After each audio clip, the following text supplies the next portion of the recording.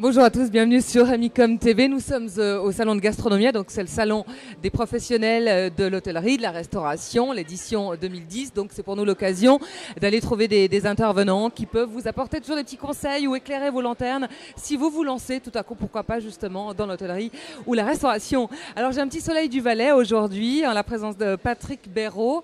Bonjour. Bonjour Nathalie. Bienvenue, vous êtes directeur de l'association hôtelière du Valais. Alors en deux mots, pour celles et ceux qui ne connaissent pas, que fait votre association exactement ? Alors, nous avons 4 types d'activités. La première, c'est la gestion de l'association proprement dite. La deuxième, c'est tout ce qui est formation, les apprentissages dans nos métiers de l'hôtellerie et de la restauration.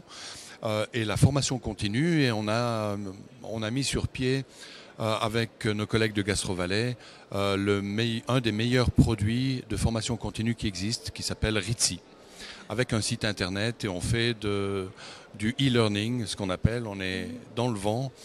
La troisième, c'est la représentation politique et économique.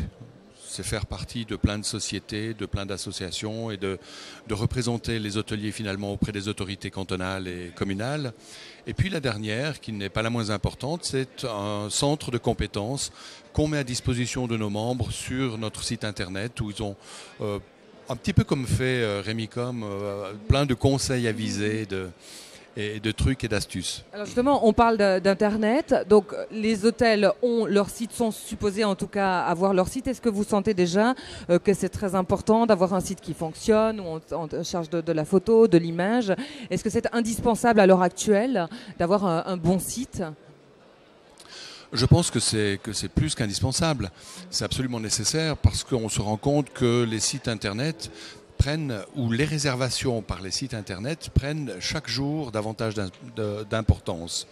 On constate dans les statistiques une diminution des sources traditionnelles des réservations comme... l'agence de voyage ou appeler l'hôtel voilà. directement. Bon, les agences de voyage sont encore un petit peu différents, mais par courrier ou par visite ou par fax, c'est de moins en moins le cas. Et Internet a pris une importance considérable, puisqu'on peut dire qu'aujourd'hui, pendant qu'on discute, plus de 50% des réservations se font par Internet. Et ça veut dire que c'est moins cher en fait finalement. Comment l'hôtelier s'y retrouve? Parce qu'on a des prix plus concurrentiels lorsqu'on réserve par Internet. Alors, si j'ai un conseil à donner aux internautes, c'est d'être très prudent à ce sujet, parce qu'on constate qu'il y a 2 types de clientèle différentes. Il y a les gens qui veulent aller en ville pour le business ou ce qu'on appelle des voyages d'affaires. Et là, ce qui est important, c'est d'avoir une chambre réservée de manière très simple. Là, le prix aussi joue un rôle relativement important. Par contre, pour l'hôtellerie de vacances, on remarque que la plupart du temps, on va sur des sites internet, mais on appelle l'hôtel pour réserver, ou on va sur le site direct de l'hôtel, parce que bien sûr, si vous passez 2 semaines dans un endroit, vous voulez savoir où vous allez mettre les pieds et trouver le plus d'informations possible sur l'hôtel. Et là, le site de l'hôtel propre, eh bien, c'est véritablement la plus grande source de données que vous trouverez sur Internet. Alors justement, quand un hôtelier doit faire son site, comment s'y prend-il? Est-ce qu'il fait appel à des webmasters? Combien de temps doit-il consacrer à ça? Parce qu'il faut toujours aussi réactualiser, rafraîchir. Qu'est-ce qu'on pourrait dire? Alors, sur la majorité du temps que passe l'hôtelier pour gérer son site Internet n'est pas tellement sur la création du site, mais plutôt sur la gestion des canaux de distribution.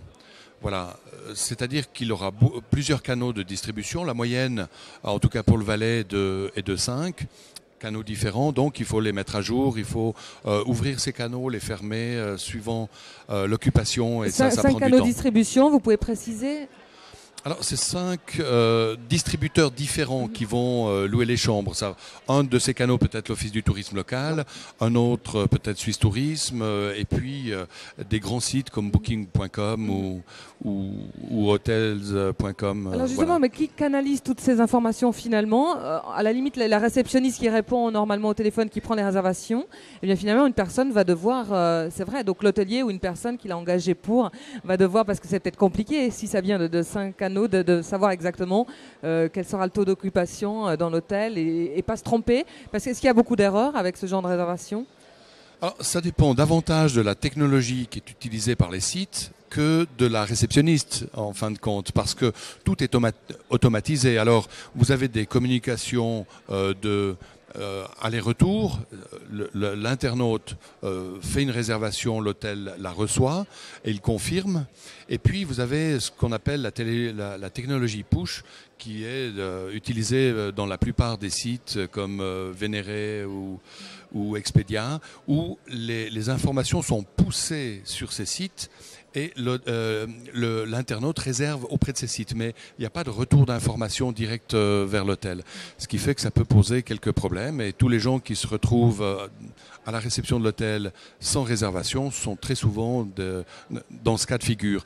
Donc ce n'est pas tellement la réceptionniste, mais c'est plutôt la technologie Internet qui sera utilisée, la technologie de communication qui sera utilisée. Monsieur Béraud, avant de nous quitter, on parle juste un peu de votre cursus parce que vous êtes donc directeur de cette association, mais vous avez été évidemment un grand hôtelier, vous venez de la branche, ça aide, c'est peut-être même indispensable pour gérer toutes les nouvelles problématiques également politiques, parce qu'il y a de quoi faire, il y a des chevaux de bataille. Est-ce que ça vous aide d'être complètement en immersion, de ça, évidemment, je pense, d'être confronté à des problématiques que vous avez vous-même rencontrées en étant hôtelier? Qu'est-ce qu'on peut faire comme constat à l'heure actuelle pour un hôtelier qui se lance? Bon, le constat que je ferais, c'est que c'est un métier qui est toujours aussi beau, toujours aussi intéressant, toujours aussi passionnant également. Je dirais que hôtelier, on vend du rêve, on vend du plaisir. Et je préfère travailler dans l'hôtellerie que travailler aux impôts, par exemple, où vous avez plus de risques de vous faire attraper que dans l'hôtellerie. Alors, simplement avoir le caractère mieux fait que la figure, dans mon cas, c'est pas très difficile, mais oh non, je vous en prie. C'est surtout de s'accrocher et de le faire avec passion. Si vous faites votre métier comme vous le faites, Nathalie, dès le moment où vous le faites avec passion, c'est réussi. Alors je dirais d'être très prudent dans la vente par Internet et puis de faire son métier avec passion. Et là, je pense que ça sera gagné. C'est une belle conclusion. On va quand même finir sur le Valais. Donc, je ne vais pas vous demander le temps qu'il va faire. Il faisait du soleil ce matin. Il y avait du soleil, il y a évidemment de la neige, même si ce n'est pas vrai. Et vous sentez bien cette saison à venir malgré la baisse de l'euro? Comment les prévisions pour les prochains mois? Je pense que ça sera une saison difficile. Voilà. Imaginons que pour tout le monde, ça ne sera pas évident. En tout cas, souhaitons au moins qu'il y ait un peu de neige. Et quant au soleil, ce n'est pas un souci pour le Valais. Merci. Merci beaucoup, Patrick Béraud. Quant à nous, on se retrouve bientôt pour une autre émission. Au revoir.